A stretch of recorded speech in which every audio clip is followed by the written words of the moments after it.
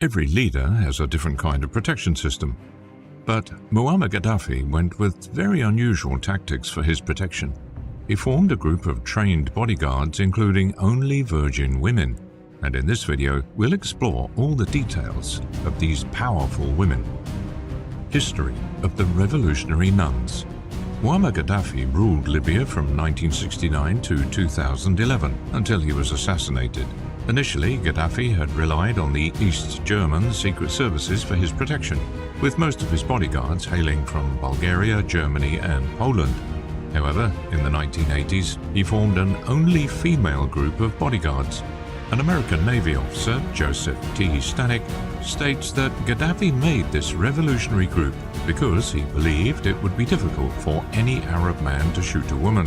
Gaddafi also believed that women were less likely to rebel and turn against their leader. But some inside information states that the leader himself enjoyed the company of young women. This is one of the reasons that only virgins were hired to become part of these trained bodyguards. The Western media gave them the name Revolutionary Nuns, but in Africa they were known as Harish al-Has. Whenever Gaddafi traveled, at least 15 of these revolutionary nuns accompanied him. The women were also responsible for different household tasks apart from protecting their leader. However, protection was always the main concern. For instance, in 2007, Gaddafi arrived in Paris and he stayed at a cozy Bedouin tent near the Élysée presidential palace. Although he didn't sleep in the tent, it was still heavily protected by his female bodyguards. But when the political climate in the country became unstable and Gaddafi was unsure about his leadership, he suspended the Amazonian nuns. Because of the uncertain circumstances, many of them hid for their own protection. Throughout Gaddafi's tenure, approximately 400 women took on the role of revolutionary nuns. Women in Libya under Muammar Gaddafi's leadership. In 1975, Muammar Gaddafi wrote The Green Book, a short exploration of his political thoughts. Throughout his time in charge, Gaddafi's writings played a big role in Libyan education. Teachers included his books in school lessons, and his quotes decorated many places in the country. One chapter in the Green Book talked about Gaddafi's ideas on the role of women. He said men and women are equal but have natural differences. Gaddafi believed women had the right to work, as long as it didn't affect their looks and matched their abilities, not just what men do. Gaddafi once said, "There must be a world revolution which puts an end to all materialistic conditions, hindering women from performing their natural role in life and driving them to carry out man's duties in order to be equal in rights." Despite what he wrote, Gaddafi strongly supported training women for the military. He thought it protected them from enemies and saw having female bodyguards as a step towards women's freedom. Under Gaddafi, women got more chances in education and jobs. They could go to schools and universities and work in different fields like the police, medicine and engineering. Gaddafi changed many things during his reign. Before his leadership, only 15% of girls attended primary school, and it was the time of King Idris. After he took charge in 1969, he made school compulsory until the age of 9. This move had a positive impact on female literacy, with 48% in primary school by 1990 and 43% in secondary school by 1996. When Gaddafi passed away in 2011, over half of university students were women, showing a big change in education and gender equality during his leadership. Responsibilities and training of the revolutionary nuns. The Revolutionary Guard's main job was ensuring Muammar Gaddafi stayed safe 24/7. Alongside security, they had other tasks like entertaining him, reading parts of the Green Book, and keeping his residence in order. Gaddafi personally chose each member of the revolutionary nuns, setting specific rules. The chosen women were usually around 20 years old, single, beautiful, and had to be virgins. Before their formal training began, they had to promise to stay virgin.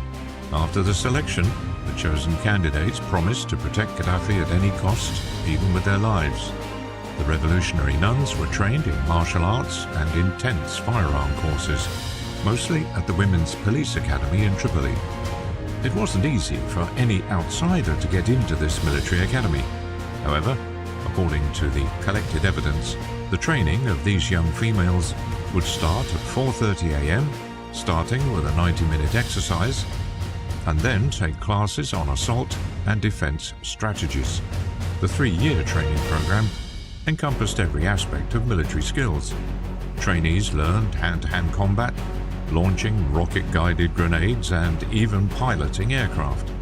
Their unique uniform included army gear, black heels, a red belt, and a red beret. Unlike regular military rules, they could wear jewelry, red lipstick, and even paint their nails to look special and different from other forces. Revolutionary nuns in action. In 1981, the Revolutionary Nuns made their first international appearance in Syria, when Gaddafi went for a meeting with President Hafez al-Assad. Unfortunately, in 1998, a group of fanatics attacked Gaddafi's car in Dima, Libya. In the chaos, one bodyguard sacrificed her life to save her leader. Aisha, the main security officer of the Revolutionary Nuns, played a crucial role in saving Gaddafi. In November 2006, Gaddafi and about 200 heavily armed bodyguards arrived at Abuja International Airport in Nigeria.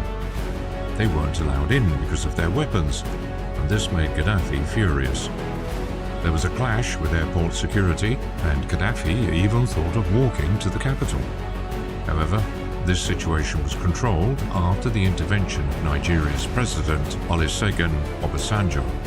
In June 2009, when Gaddafi visited Italy, he arrived with a big group of about 300 bodyguards, and while he was in Rome, he decided to sleep in a huge Bedouin tent set up in Central Park, making his stay unique and different. Controversies. Many women in the Revolutionary Guards faced abandonment by their husbands and rejection by their families.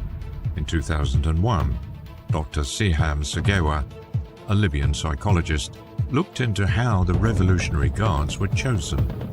Unfortunately, only 8 women were brave enough to come forward for fear of reprisals.